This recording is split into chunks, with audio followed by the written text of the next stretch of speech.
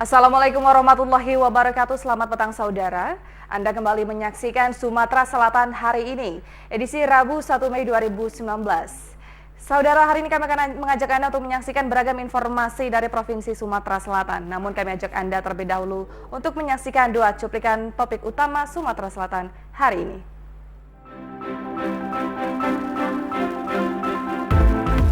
Aksi demo buruh menuntut kenaikan upah yang layak serta menuntut dibentuknya Dewan Pengupahan di kabupaten kota di Sumatera Selatan.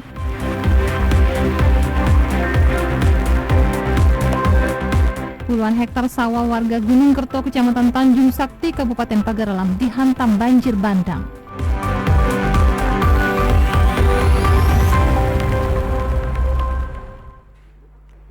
Saudara, kini kami hadirkan Sumatera Selatan hari ini selengkapnya.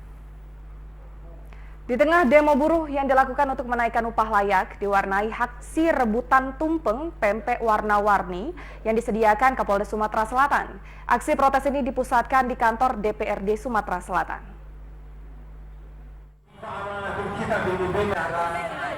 Suasana protes Hari Buruh atau May Day di halaman kantor DPRD Sumsel mencair saat Wakil Ketua DPRD Sumsel M. Yansuri dan Kapolda Sumsel Irjen Pol Zulkarnain Adinegara menyambangi pendemo dengan membagikan tumpeng pempek ke hadapan para pendemo. Koordinator aksi Heri Mawan mengatakan berbagai isu yang diminta segera dituntaskan, yakni upah layak yang masih banyak dilanggar oleh perusahaan. Selain itu perlu dibentuk Dewan Pengupahan Kabupaten Kota di Sumatera Selatan. Konfederasi Serikat Buruh Sejahtera Indonesia menilai upah yang layak di Palembang sebesar 4 juta rupiah. Selain itu persoalan perlindungan hukum yang maksimal terhadap kebebasan berserikat serta upaya kriminalisasi buruh. Pihak-pihak terkait dalam hal ini pemerintah provinsi, tidak hanya sampai di sini, apalagi permasalahan kalian dari pengurus komite itu banyak sekali teman-teman, pengaduan kepada Dewan dan koordinasi yang strategis antara para pihak yang terkait dalam kekompakan, kalau bukan kesulitan, kalau bukan kejahatan di bidang ketenaga kerjaan, umpamanya kebebasan berserikat, unionisti, dan pelanggaran terhadap hak normatif. Kapolda Sumsel mengapresiasi aksi yang dilakukan buruh dengan tertib dan aman. Dirinya sangat mendukung akan dibentuknya unit buruh di kepolisian sehingga dapat memperhatikan buruh. Apresiasi semuanya berjalan dengan aman, tentram, damai, teman-teman semua respek. Dan kemudian tadi menyampaikan tentang adanya upaya unit di kepolisian supaya ada unit buruh yang memperhatikan kalau misalnya buruh itu ditindas oleh perusahaan-perusahaan. Saya kira itu sangat bagus dan kami selama ini juga kan kadang-kadang ada perusahaan yang tidak memberikan BPJS tenaga kerja kepada buruh, sehingga kalau dia berhenti dari buruh itu tidak dapat pesangon, santunan. Begitupun juga BPJS kesehatan. Sebenarnya itu hak di undang-undang juga diatur.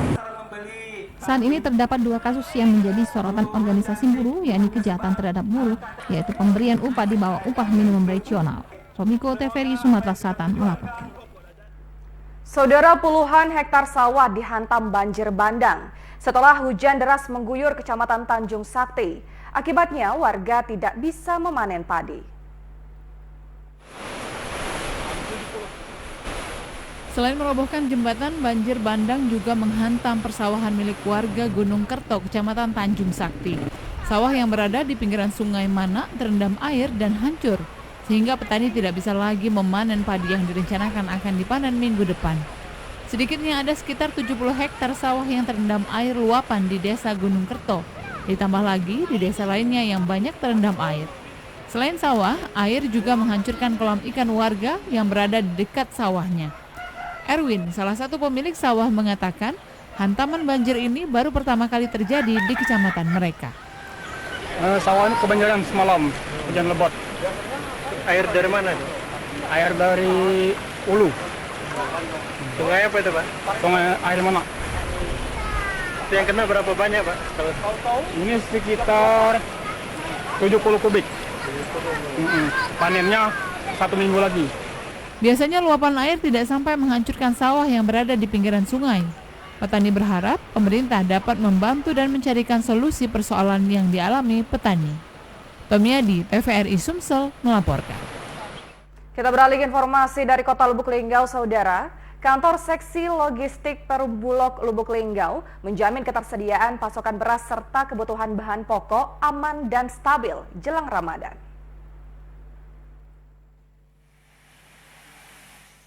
Menjelang bulan suci Ramadan, Perum Bulog Lubuk Linggau memastikan ketersediaan sejumlah pasokan bahan kebutuhan pokok untuk wilayah kota Lubuk Linggau aman. Bulog Lubuk Linggau telah menyediakan stok di gudang sebanyak 1.500 ton beras, stok gula pasir 200 ton, daging sapi beku sebanyak 4 ton, serta stok minyak goreng 3 ton dan tepung terigu sebanyak 300 kg.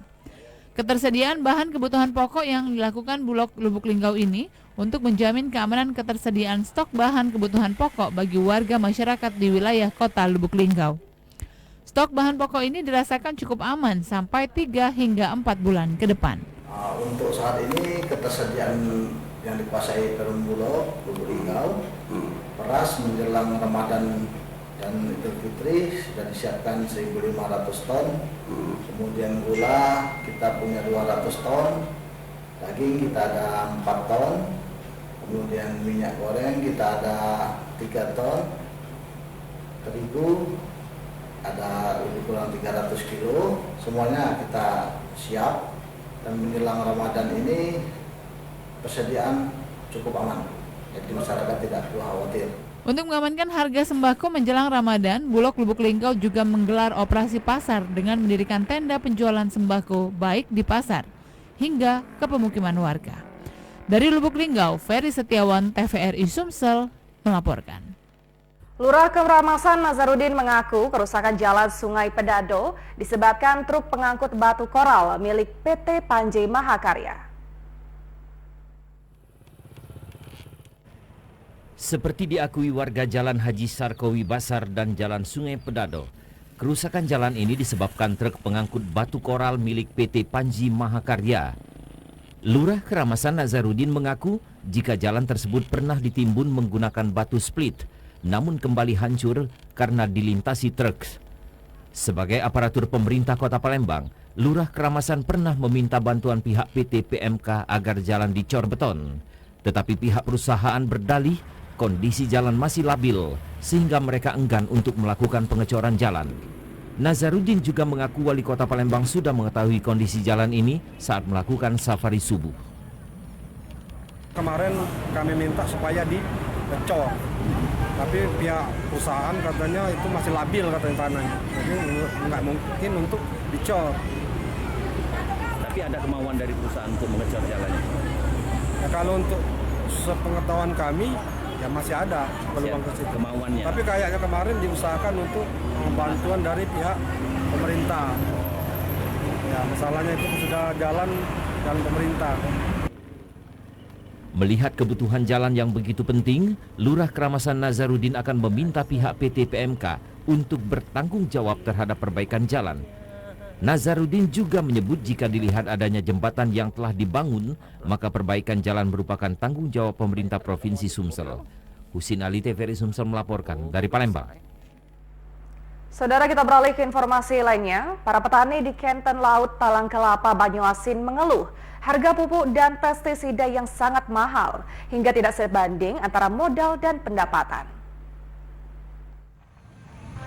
Ini sudah panen ya. Petani di wilayah Kenten Laut Talang Kelapa Banyuasin mengeluh akibat tingginya harga pupuk dan pestisida sehingga kadang tidak sebanding antara modal dan pendapatan yang diperoleh. Tingginya harga pupuk dan pestisida ini membuat para petani kesulitan untuk mendapatkan keuntungan, bahkan terkadang sering merugi. Namun apa daya karena disinilah keahlian mereka selama ini. Suparmin, salah satu petani di wilayah ini, menuturkan selama hampir 20 tahun menggarap kebun, belum pernah mendapatkan bantuan dari pemerintah, baik itu bibit, pupuk maupun racun tanaman. Apalagi bantuan pompa air dan peralatan pertanian lainnya, seperti cangkul atau mesin pengolah tanah.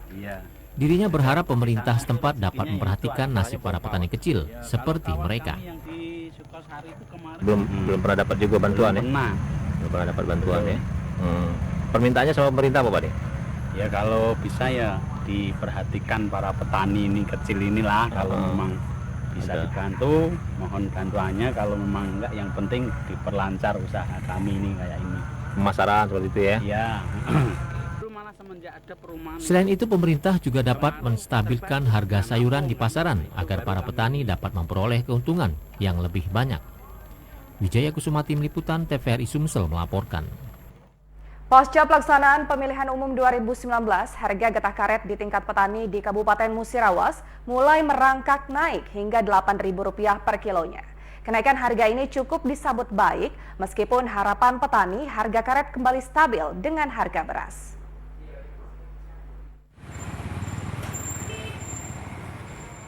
Harga komoditi getah karet mulai kembali bergairah pasca hari pencoblosan pemilihan umum 17 April 2019. Yakni berangsur naik hingga Rp8.000 per kilogramnya. Meskipun sebelumnya sempat terpuruk harga karet yang menyentuh harga terendah sampai Rp5.000 per kilogramnya di tingkat petani, kini mulai berangsur naik sejak 3 hari yang lalu. Kenaikan harga komoditi getah karet ini terbilang baru pertama kali selama tahun 2019 ini. Mengingat harga karet tahun lalu terus anjlok hingga di bawah Rp5.000 per kilogramnya, sehingga membuat para petani karet di Musirawas, Sumatera Selatan menjadi enggan untuk menyadap karet di kebun mereka. Menurut Suryani, salah seorang petani karet, mengaku cukup senang dengan mulai berangsurnya kenaikan harga karet tersebut dari kisaran Rp7.000 hingga Rp8.000 per kilogramnya. Bagus 8.000 Pak. Yang sedang tuh 7. Terus standarnya Pak berapa Pak ini harganya karet? Hari ini tahu hari ini sekitar 8 lah. Hari ini. Suryani juga berharap ke depan agar harga karet terus kembali naik dan bisa kembali stabil, yakni kisaran Rp10.000 per kilogramnya, sehingga sebanding dengan harga kebutuhan pokok terutama harga beras di pasaran. Dari Lubuk Linggau, Ferry Setiawan, TVRI Sumsel melaporkan. Saudara, tetaplah bersama kami, beragam informasi menarik lainnya akan kami hadirkan seusai jeda berikut ini.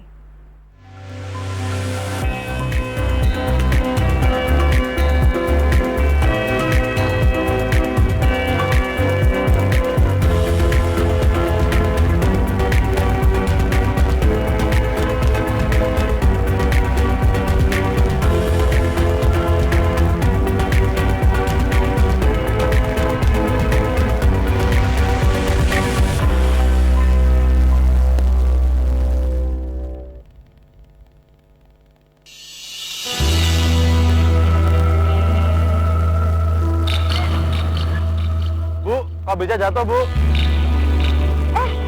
Kasihan tuh ibunya. Tuh, ada ibu-ibu tuh kebisnya jatuh. Aduh ya, bentar. Gimana kalau kita share di sosmed? Maaf ya, Bu. Maaf. Tolong itu Bu, jatuh tuh loh. Tolongin dong. Ya ampun, malah diliatin doang. Tolongin itu. Ayolah, jangan.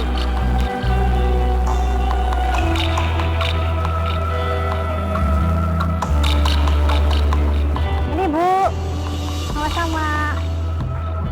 Bagaimana dengan kita?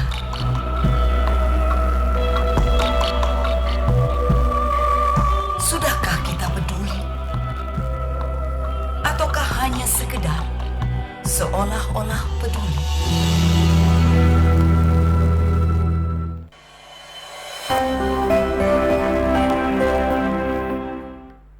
Terima kasih Anda masih setia bersama kami dalam Sumatera Selatan hari ini, dan kini kita ikuti informasi selanjutnya.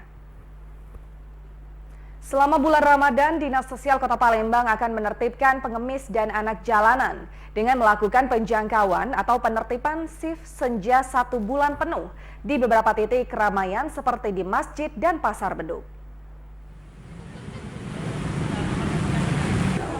Memasuki bulan suci Ramadan, Dinas Sosial mulai meningkatkan pengawasan kepada pengemis dan anak jalanan yang berasal dari kawasan perbatasan Palembang. Dinsos memprediksi jelang bulan puasa akan ada kenaikan 100% jumlah pengemis dan anjal di Palembang. Kepala Dinas Sosial Kota Palembang Heri Aprian mengatakan pihaknya akan meningkatkan patroli untuk mengawasi para anjal dan pengemis. Pihaknya sudah mengetahui di mana titik pengemis dan anjal ini, seperti daerah perbatasan tiap tahun menjadi lokasi pengemis dan anjal berdatangan. Setelah dari titik perbatasan, mereka akan menyebar di beberapa kawasan yang ramai. Pihak Dinas Sosial dibantu polisi Pamong Praja akan menertibkan anjal dan gelandangan dengan shift senja yang akan dilakukan mulai pukul 16 waktu Indonesia Barat hingga jelang berbuka dan akan dilakukan hingga Idul Fitri nanti. 1 bulan full kita laksanakan sampai dengan masuk Idul Fitri, ya, masuk Idul Fitri. Kita punya tim penjangkauan, nanti kita beri ada tambahan tim senja ya, tim senja. Jadi tim penjangkauan itu nanti dari jam 16, jam 4 sore sampai menjelang isya jam 19, jam 7 itu mereka tetap akan bergerak. Pendataan tahun lalu, pengemis dan anjal kebanyakan berasal dari luar daerah di sekitar kota Palembang, diantaranya Banyuasin, Oki, dan Ogan Ilir. Drama Anhar TVRI Sumsel melaporkan. Saudara, sejak sepekan terakhir harga bawang di pasar tradisional di Kota Palembang terus mengalami kenaikan. Kenaikan ini dikarenakan stok di agen yang berkurang. Untuk harga bawang merah di pasar tradisional 26 Ilir Palembang kisaran Rp48.000 dari sebelumnya Rp34.000 per kilogramnya. Sedangkan untuk harga bawang putih hampir setiap hari menjelang bulan Ramadan ini terus melejit naik. Sudah kisaran Rp60.000 lebih per kilogramnya. Pedagang mengaku jika kenaikan telah terjadi sejak sepekan terakhir. Dampak dari kenaikan bawang merah dan bawang putih tersebut, omset penjualan pedagang mengalami penurunan. Dikarenakan bawang merah dan bawang putih ini akan diprediksi terus terjadi kenaikan. Bawang merah 40 dengan 48 bawang putih. Bawang putih 48. Nah, kenapa bawang merah tuh naik? Karena jalannya macet. Ya, musim hujan pula. Terus bawang putih tadi 48. 48. Nah, kenapa dia naik tuh? Mungkin jalannya, Om.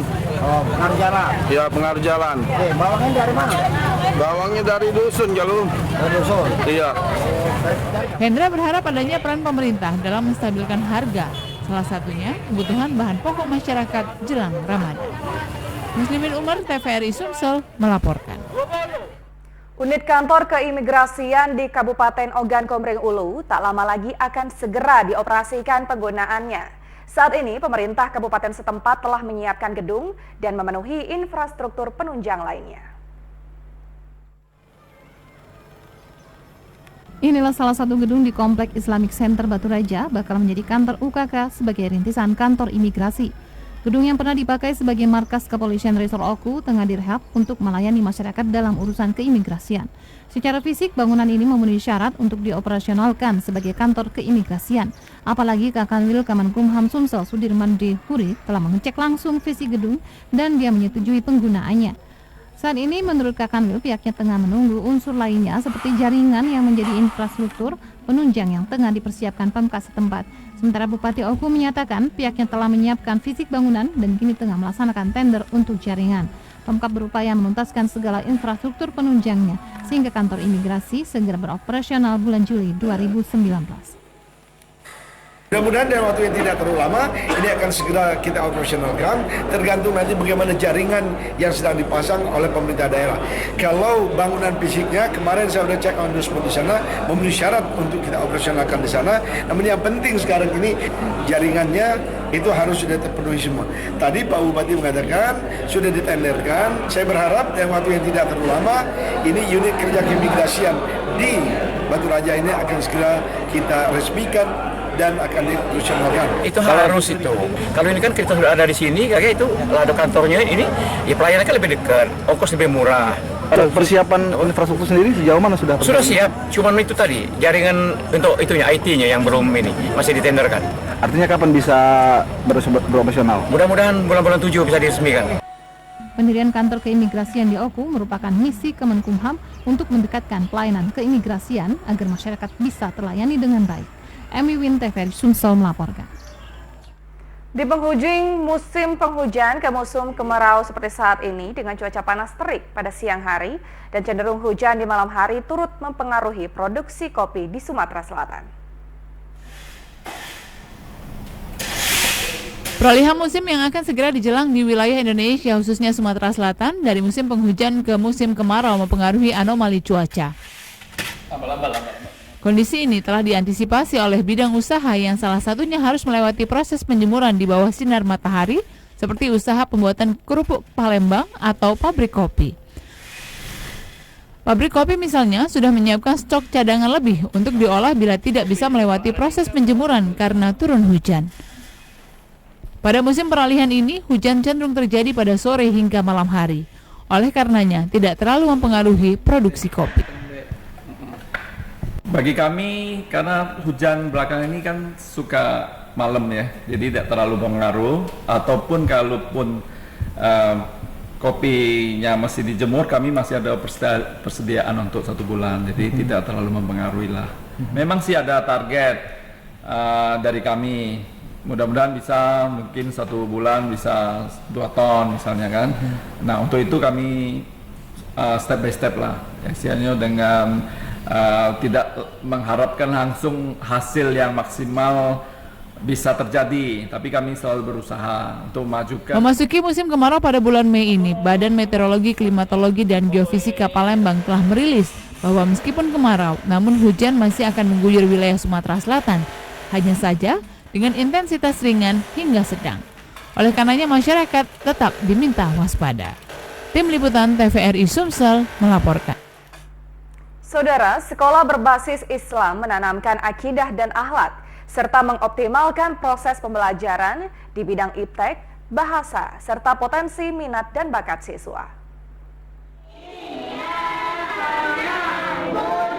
Saat ini masyarakat semakin meminati pendidikan yang berbasis Islam, mengingat derasnya arus globalisasi yang tidak hanya menimbulkan dampak positif, tetapi juga negatif dan harus diantisipasi dengan pendidikan Islami.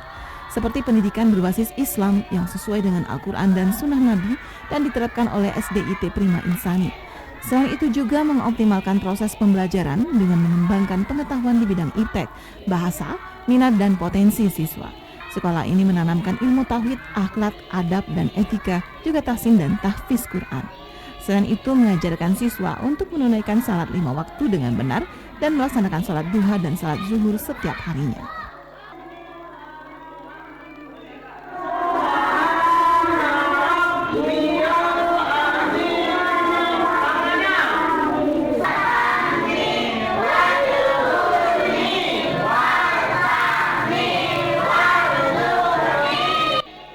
Metode yang diajarkan juga mempermudah siswa untuk mengingat dan menghafal bacaan dalam sholat dengan benar dan baik, sehingga diharapkan siswa akan menerapkan dan menjalankan salat fardu dan sunat dengan benar.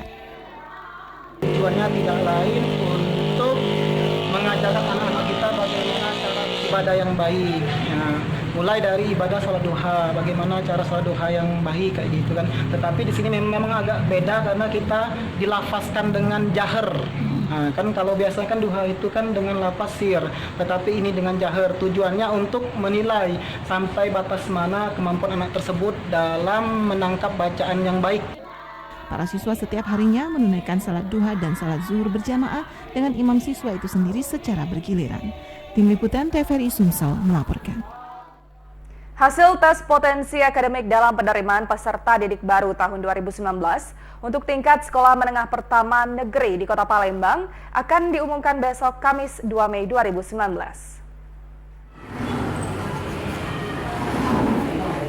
Tes PPDB serentak untuk seluruh SMP negeri di Kota Palembang kemarin berjalan lancar. Para calon siswa SMP ini secara maksimal dan fokus mengerjakan soal ujian. H. Maskur, Kepala SMP Negeri 3 Palembang mengakui minat siswa ingin bersekolah ke SMP negeri ini cukup banyak. Terbukti terdaftar sebanyak 337 siswa. Dari jumlah itu yang diterima 170 siswa sesuai kuota.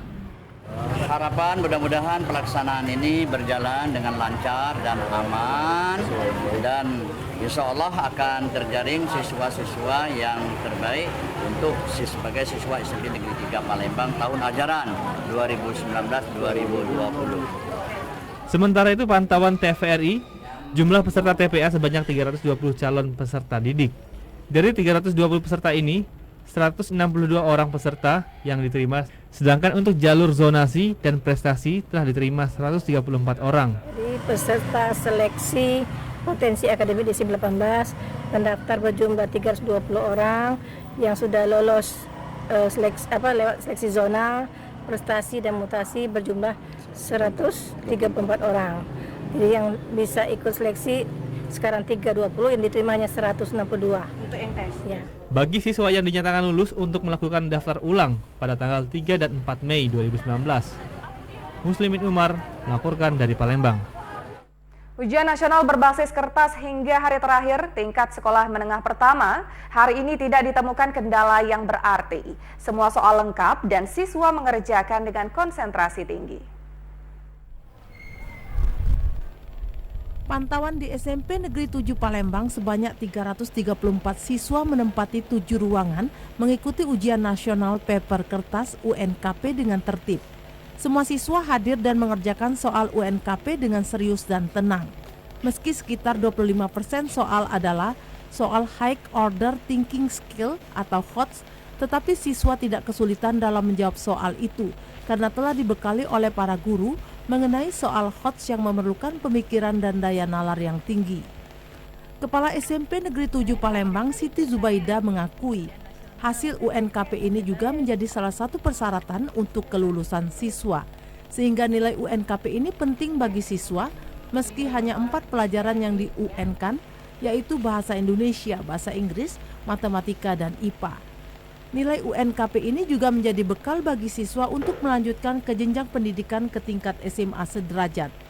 Belum ada kendala, insya Allah tidak punya kendala untuk SMP Negeri 7 Palembang. Alhamdulillah siswa kami 334 hadir semua.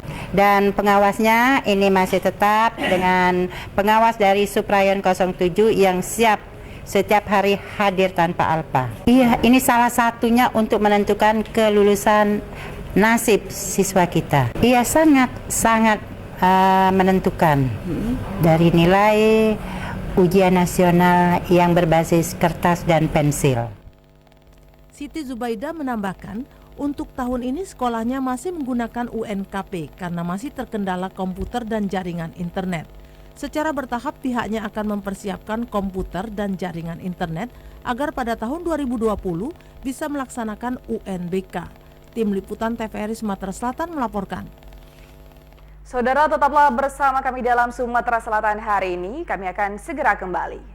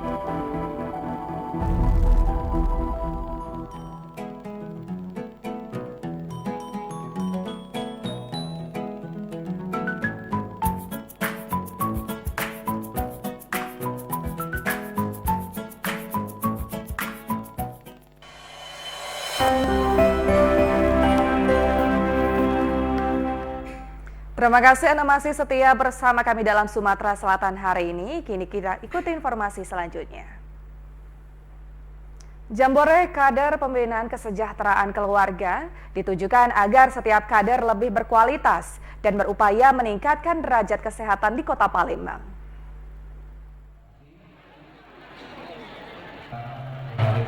Untuk meningkatkan wawasan kader dalam Posyandu, meningkatkan silaturahmi dengan baik antar kader dan pengurus, dan setiap kader bisa saling tukar pengalaman, pemerintah Kota Palembang melalui Dinas Kesehatan mengadakan Jambore Kader Pembinaan Kesejahteraan Keluarga yang diikuti oleh 400 peserta yang terdiri dari 320 kader Posyandu utusan dari kecamatan yang ada di Kota Palembang dan tim penggerak PKK. Menurut Wali Kota Palembang, Harno Joyo, kegiatan ini bisa lebih menciptakan kader-kader berkualitas yang bersama-sama dengan pemerintah kota meningkatkan kesehatan di tengah masyarakat sehingga terwujud Palembang Emas Darussalam 2023. Mudah-mudahan apa yang dihasilkan pada hari ini yang terbaik tentunya melalui sharing sesama kader ini akan diterapkan di tempat-tempat yang lain. Pemerintah Kota Palembang sangat komitmen mendukung Posyandu ini. Tahun ini kita menganggarkan melalui Dinas Kesehatan Kota Palembang 600 juta untuk sedikit membantu para posyandu ini dalam rangka aktivitasnya sebagai garda terdepan ya dalam rangka untuk melayani kesehatan masyarakat. Selain mempererat silaturahmi kepada sesama kader yang lain, tujuan dilaksanakannya Jambore agar setiap kader bisa mendapatkan sesuatu yang baru yang bisa diterapkan, terutama di masing-masing tempat mereka bekerja. Bram Anhar, TVRI Sumsel, melaporkan. Untuk melestarikan ikan khas Kota Palembang, Wakil Wali Kota Palembang melakukan penaburan 30.000 benih ikan di sepanjang perairan Sungai Musi. Wakil Wali Kota Palembang melakukan tabur benih ikan di sepanjang Sungai Musi. Hal ini dilakukan guna menjaga ekosistem khususnya ikan-ikan khas Kota Palembang yang habitatnya di Sungai Musi. Tabur benih ikan patit dan ikan baung sebanyak 30.000 ekor dilakukan hingga ke dekat Pulau Kemarung. Wawako menghimbau agar masyarakat untuk menjaga kelestarian ikan-ikan yang ada di Kota Palembang. Selain itu, Fitrianti meminta agar nelayan tidak menangkap ikan menggunakan putas yang membuat ikan-ikan kecil ikut mati, sehingga perkembangbiakan ikan makin lama makin punah. Kedepan pemerintah Kota Palembang akan membuat peraturan khusus agar ekosistem di Sungai Musi tetap terjaga. Melalui restocking yang kita lakukan, nanti ekosistem yang ada di Sungai Musi ini betul-betul bisa kita pertahankan. Karena Sungai Musi adalah sungai yang sangat terkenal dan sungai kebanggaan masyarakat Kota Palembang. Dan ikan yang belido namanya dan ikan gabus adalah ciri khas makanan khas Kota Palembang yang bisa dikelola. Melalui pengawas masyarakat ya, kita juga sudah sering menghimbau. Kalaupun ada nelayan tangkap juga kita sudah sering menghimbau. Jangan sampai ikan-ikan yang ditangkap ini menggunakan racun dan juga setrum. Tentu saja ini yang bisa mati bukan hanya induknya tapi anak-anaknya. Untuk pemerintah kota akan diberi bantuan dari pemerintah pusat berupa bibit ikan belido dan ikan gabus yang merupakan ikan khas Kota Palembang untuk ditebar di Sungai Musi. Romiko, TVRI Sumatera Selatan melaporkan. Perkembangan teknologi atau revolusi industri 4.0 yang cukup pesat di seluruh dunia menjadi tantangan utama bagi calon alumni Polsri dalam memasuki dunia kerja.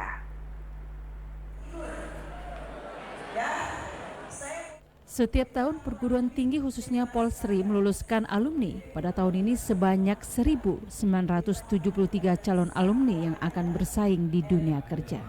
Untuk kesiapan menghadapi revolusi industri 4.0, calon alumni Polsri ini perlu dibekali sehingga siap memasuki dunia kerja. Sekretaris Umum IKA Polsri, Rahmi Aminus mengatakan, pembekalan calon alumni merupakan kegiatan rutin Polsri. Kegiatan ini dilaksanakan Polsri bekerjasama dengan Ikatan Alumni Polsri. Pembekalan kepada calon alumni Polsri ini khususnya mereka yang akan diwisuda tahun ini perlu diberikan soft skill untuk memasuki dunia kerja. Tujuannya untuk membekali calon alumni Politeknik Negeri Sriwijaya, khususnya mereka yang mau lulus, supaya mereka mengenal, karena kalau pendidikan akademik itu yang seperti ini tidak mereka dapatkan. Jadi di luar yang akademik, kita biasa menyebutnya soft skill, ini harus juga dibekali kepada mereka yang akan memasuki dunia kerja. Kelas kerjasama yang ada di Politeknik Negeri Sriwijaya ini juga harus dibekali untuk kesiapan mereka nantinya di perusahaan yang sudah merekrut mereka di awal. Tantowi alumnus Polsri tahun 1993 ini mengatakan peran penting alumni sebagai bagian keluarga besar Polsri. Sebagai kepedulian para alumni juga membantu memberikan beasiswa kepada mahasiswa Polsri. Di setiap jurusan ada perwakilan. Diharapkan para lulusan Polsri ini nantinya dapat berbuat sama untuk kemajuan Polsri. Pembicara psikologi profesional Vera Adela mengupas tantangan alumni Polsri dalam menghadapi era revolusi industri 4.0. Mereka menyisikan donasi mereka yang kita kumpulkan dan kita bagikan setiap tahun itu untuk satu orang dalam setiap jurusan. Jadi masing-masing setiap jurusan ada yang mewakili, itu diseleksi langsung dari Politeknik untuk mengajukan nama dan kemudian diserahkan kepada Ikatan Alumni. Gaji pertama itu kalau mencatat bangun bergerak-gerak buat investasi masa depan. Pikirkan baru masuk dan mikir pensiunnya. Ya, begitulah cara negara-negara besar membesarkan orang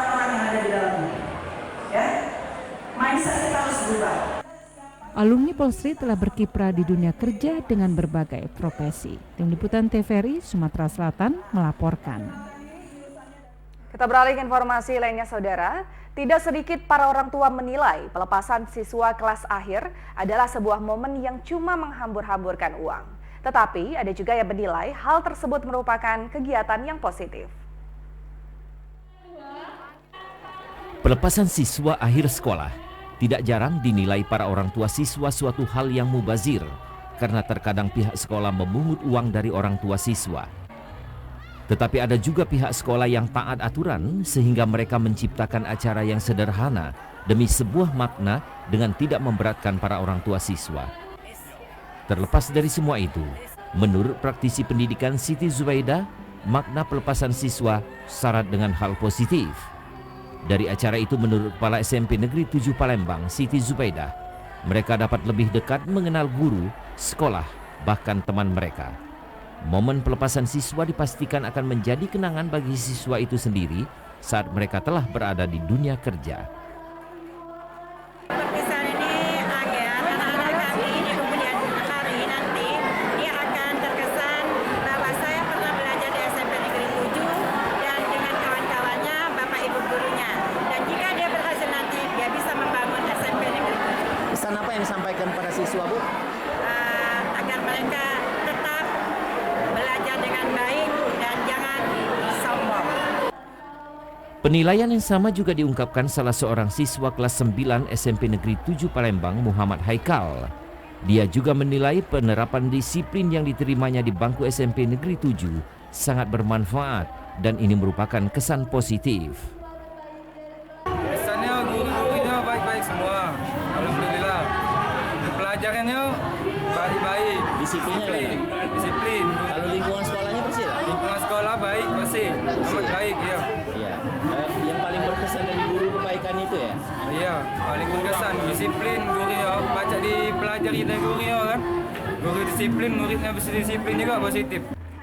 Pelepasan siswa SMP Negeri 7 kelas 9 ini juga dihadiri perwakilan Diknas Kota Palembang serta tenaga pengajar dari beberapa sekolah dan para orang tua siswa. Husin Ali, TVRI Sumsel melaporkan dari Palembang. Selain memiliki wawasan dan ilmu pengetahuan yang baik, siswa juga perlu meningkatkan kreativitas dengan potensi dan bakat yang dimiliki, terutama dalam bidang seni. Sejumlah bakat dan kemampuan siswa perlu digali dan dikembangkan agar mampu meraih prestasi serta dapat berguna secara positif. Seperti yang ditampilkan para siswa kelas 9 SMP Negeri 1 Pemulutan Selatan Ogan Ilir pada kegiatan perpisahan. Para siswa kelas 9 yang telah mengikuti ujian nasional berbasis komputer mengikuti kegiatan perpisahan yang diisi dengan beragam pagelaran seni.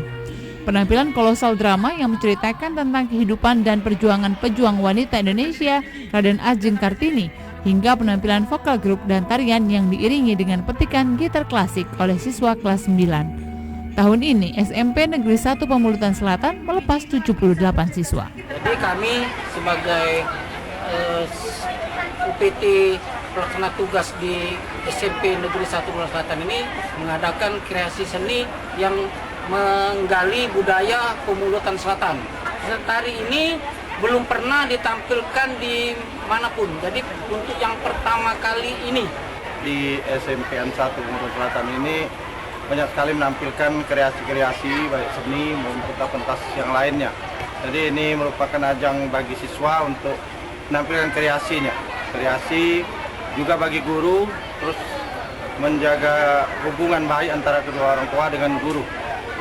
Jadi kegiatan ini sangat kami beri apresiasi yang setinggi-tingginya. Diharapkan siswa di SMP Negeri 1 Pemulutan Selatan pada tahun ini mampu meraih kelulusan dengan nilai yang memuaskan sehingga dapat dimanfaatkan untuk melanjutkan jenjang pendidikan yang lebih tinggi. Yudi Gromiko, TVRI Sumsel melaporkan dari Ogan Ilir.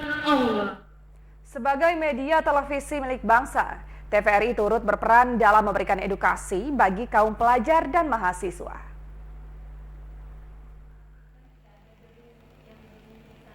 Tidak hanya memberikan konten acara yang mendidik para pemirsanya dari berbagai kalangan, TVRI Sumatera Selatan juga memberikan edukasi dunia broadcasting bagi para pelajar dan mahasiswa dengan memberikan kesempatan bagi setiap sekolah dan kampus untuk melakukan kunjungan edukasi langsung. Melalui kunjungan edukasi, para pelajar ataupun mahasiswa dapat melihat langsung bagaimana sebuah produksi acara direncanakan, diproduksi dan disiarkan untuk nantinya dapat disaksikan di layar kaca. Sejarah TVRI Sumsel yang panjang menjadikan TVRI Sumsel sebagai stasiun televisi terbesar di Sumatera Selatan, sehingga menjadi pilihan berbagai kampus untuk melakukan kunjungan edukasi broadcasting. Sangat bangga dan bersyukur bisa ikut melaksanakan kegiatan kunjungan ke TVRI ini, karena melihat kondisi di sini saya jadi bisa belajar bahwa sebenarnya program produksi TV itu tidak semudah yang seperti kita bayangkan, dan juga TVRI selama ini saya sangat bangga karena merupakan stasiun TV kebanggaan saya. Karena TVRI merupakan lembaga televisi yang terbesar di Sumatera Selatan, dan ini merupakan suatu lembaga yang boleh dikatakan lengkap ya. Jadi dari segala aktivitas kegiatan banyak sudah kami lihat, dan ini juga karena besar gitu kan jaringannya, jadi itulah jadi pilihan kami untuk mengambil ke TVRI di sini. Dengan kunjungan edukasi ini, para mahasiswa semakin meminati dunia broadcasting yang sangat menonjolkan kreativitas, teknologi, serta bertanggung jawab terhadap sajian informasi dan hiburan yang diberikan kepada publik. Tim Liputan TVRI Sumatera Selatan melaporkan.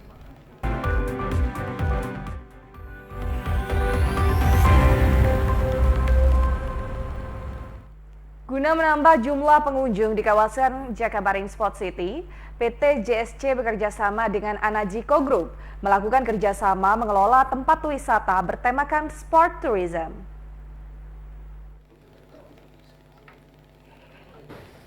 Konsep JSC nanti akan mengusung tema High Digital Technology, di mana kawasan tersebut akan menampilkan tema digital sehingga tampak lebih modern dan pertama di Indonesia. Menurut Direktur Utama PT JSC, Mena Fatriani Paloh, pihaknya bekerja sama dengan Anajiko Group untuk membangun beberapa wahana di kawasan bekas penyelenggaraan Asian Games 2018 itu. Satu di antaranya adalah air terjun menari tertinggi di Sumatera Selatan, yakni setinggi 60 meter. Wahana tersebut satu dari sekian banyak wahana yang akan dikembangkannya bersama lembaga yang berpengalaman menangani wahana wisata itu. Ada pula kebun binatang mini di mana masyarakat bisa melihat hewan melalui perahu yang melintas di kanal-kanal dalam kawasan JSC. Ya, sport tourismnya yang kita kembangkan ya. Jadi seperti nanti di danau kita ada permainan air mancur menari, dan juga ada air mancur yang menari terus dia bernyanyi, dan kita bisa bernyanyi dengan air mancur tersebut. Jadi berkaraoke dengan air mancur. Itu baru pertama di Kalimantan. Baru pertama. Ini tertinggi, Mas. Dan paling tertinggi air mancurnya 60 meter. Kita di danau. Di danau itu ada yang tadi saya bilang, yang permainan yang fountain, dancing fountain itu. Terus ada permainan seperti Bentek Takeshi atau apa ya namanya tadi? Namanya Wibit. Wibit itu kayak. Sementara itu, Gubernur Sumatera Selatan Herman Deru sangat mendukung adanya pengelola yang sudah lebih maju dari PT JSC. Kawasan wisata ini akan punya ciri khas, yakni olahraga dari berbagai cabang, dan action sudah akan dimulai menjelang Lebaran ini, dan Lebaran masyarakat Sumatera Selatan bahkan luar Sumatera Selatan sudah dapat menyaksikan, menikmati beberapa wahana. Langkah penataan kawasan JSC diharapkan dapat lebih memajukan kota Palembang. Bram Anhar, TVRI Sumsel melaporkan. Menjelang Ramadan, fashion busana muslim banyak mengalami perkembangan. Bahkan penjualan pakaian muslim ini mulai meningkat dibanding hari biasanya.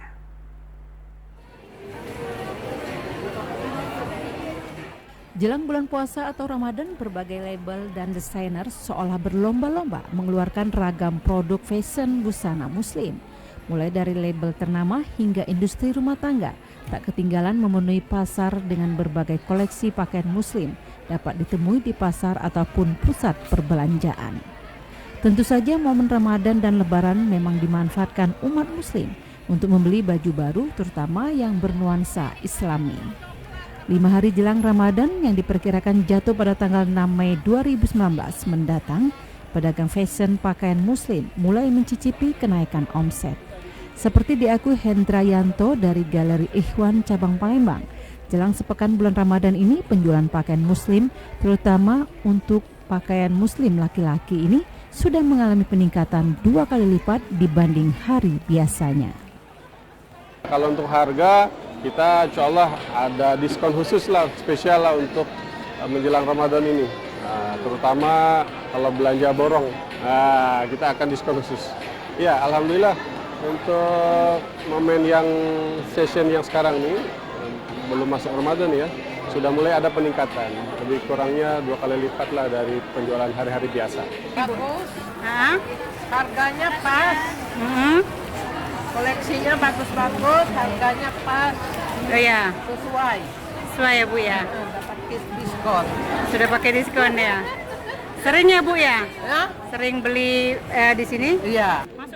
Beberapa tren busana khususnya muslim laki-laki yakni baju gamis, Pakistan, kurta dan baju koko serta tidak ketinggalan peci.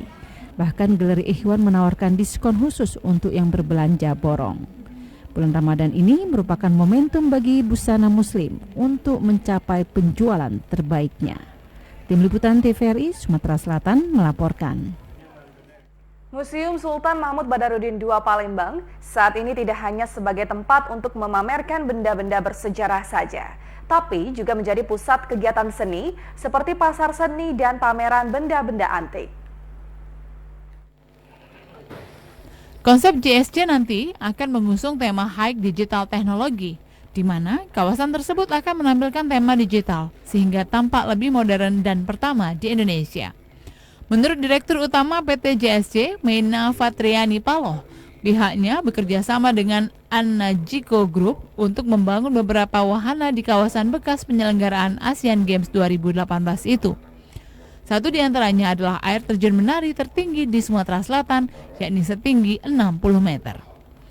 Wahana tersebut satu dari sekian banyak wahana yang akan dikembangkannya bersama lembaga yang berpengalaman menangani wahana wisata itu. Ada pula kebun binatang mini, di mana masyarakat bisa melihat hewan melalui perahu yang melintas di kanal-kanal dalam kawasan JSC. Ya, sport tourismnya yang kita kembangkannya. Jadi seperti nanti di danau kita ada permainan air mancur menari, dan juga ada air mancur yang menari terus dia bernyanyi dan kita bisa bernyanyi dengan air mancur tersebut. Jadi berkaraoke dengan air mancur. Itu baru pertama di Palembang. Baru pertama. Ini tertinggi, Mas. Dan paling tertinggi air mancurnya 60 meter. Kita di danau. Di danau itu ada yang tadi saya bilang, yang permainan yang fountain. Dancing fountain itu, terus ada permainan seperti Bentik Takeshi atau apa ya namanya tadi? Namanya Wibit. Wibit itu kayak. Sementara itu Gubernur Sumatera Selatan Herman Deru sangat mendukung adanya pengelola yang sudah lebih maju dari PT JSC. Kawasan wisata ini akan punya ciri khas, yakni olahraga dari berbagai cabang, dan action sudah akan dimulai menjelang Lebaran ini, dan Lebaran masyarakat Sumatera Selatan bahkan luar Sumatera Selatan sudah dapat menyaksikan, menikmati beberapa wahana. Langkah penataan kawasan JSC diharapkan dapat lebih memajukan kota Palembang. Bram Anhar, TVRI Sumsel melaporkan. Saudara, kini kami hadirkan informasi dalam segmen olahraga.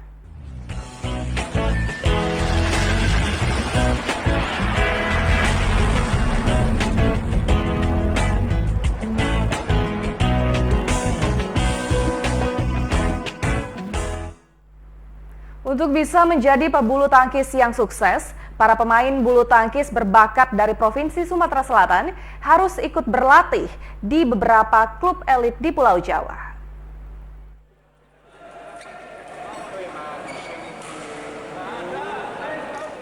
Di Sumatera Selatan sebetulnya banyak pebulu tangkis berbakat dan potensial untuk bisa tembus di level nasional. Seperti terpantau pada sirkuit nasional bulu tangkis 2019 di Gor Dempo JSC beberapa hari lalu. Bukan hanya dari klub mapan seperti PB Pusri, PB Semen Batu Raja, PB Muba atau PB Pertamina, tapi juga dari daerah seperti PB Pemulutan. Dengan adanya Sirnas ini, menurut Wakil Ketua 2 PB PBSI asal Palembang, Lutfi Hamid, setidaknya beberapa waktu ke depan bakal muncul pebulu tangkis handal asal Sumsel di level nasional. Dalam waktu 4-5 tahun ada pemain-pemain daerah yang bisa berprestasi di nasional. Kita lihat Aksan kan dulu dari Palembang. Saya juga di Jawa Barat ada namanya Kela dari Palembang. Banyak sekali ya.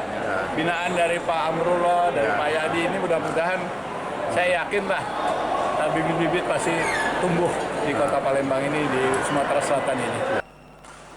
Sementara itu, menurut pengurus PBSI Sumsel Gunadi Cikden, pada Sirnas 2019 di Palembang kali ini lebih dari 100 atlet dari total 500 atlet peserta berasal dari Sumatera Selatan.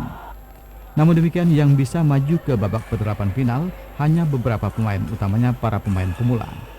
Selebihnya sudah berguguran pada babak penyisian awal hingga babak kedua.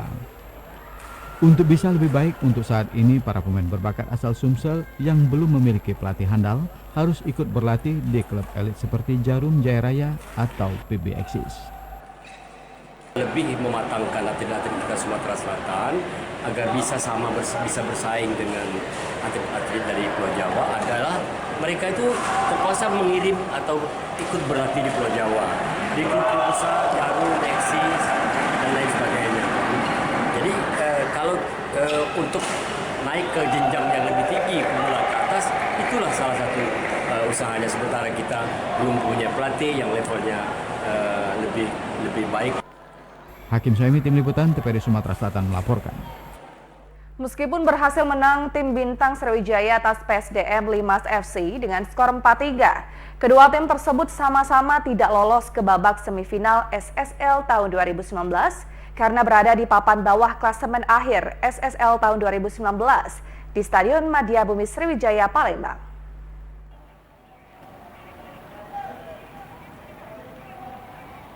Pada babak pertama, tim Bintang Sriwijaya berhasil mencetak 4 gol atas tim PSDM Limas FC.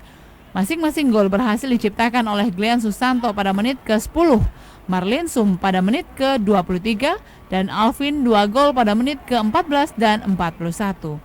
Tim PSDM Limas FC berhasil mencetak 2 gol balasan. Masing-masing gol berhasil diciptakan oleh Sultan pada menit ke-16 dan Tito pada menit ke-44 melalui tendangan penalti. Skor 4-2 tetap bertahan pada babak pertama. Selanjutnya, pada babak kedua, tim PSDM Limas FC berhasil memperkecil ketertinggalan dengan berhasil mencetak 1 gol balasan. Pada menit ke-56, gol berhasil diciptakan oleh Sultan.